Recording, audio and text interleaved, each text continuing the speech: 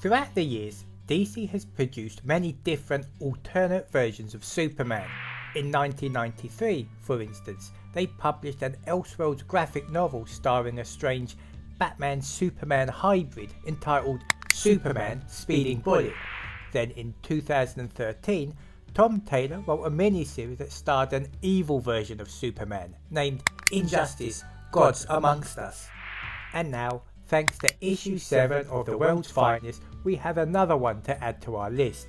Although in this case, the character in question isn't called Clark or Bruce or whatever, and he doesn't come from the planet Krypton either.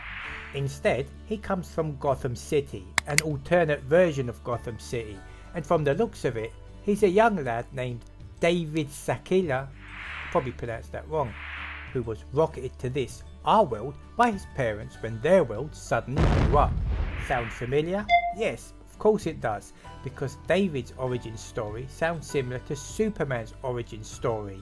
Yet, the one thing that separates them both is that David isn't able to use his powers and he seems rather impetuous. So much so in fact, that when they first find him on Earth, Superman, Batman and Robin swiftly take him to the Fortress of Solitude so they can consult with a scientist from the Bottle City of Kandor in order to quell his level of power.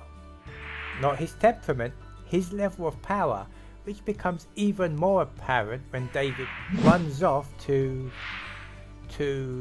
No, I don't want to say any more than that, otherwise I may spoil how this issue ultimately unravels, but what I will say is that I thought this comic book was a really entertaining read, as the artwork was bold, lively and easy to follow. The story was both interesting and intriguing on a number of different levels, and surprise surprise, it featured a costume previously worn by Superman in the 60s when he called himself the Nova.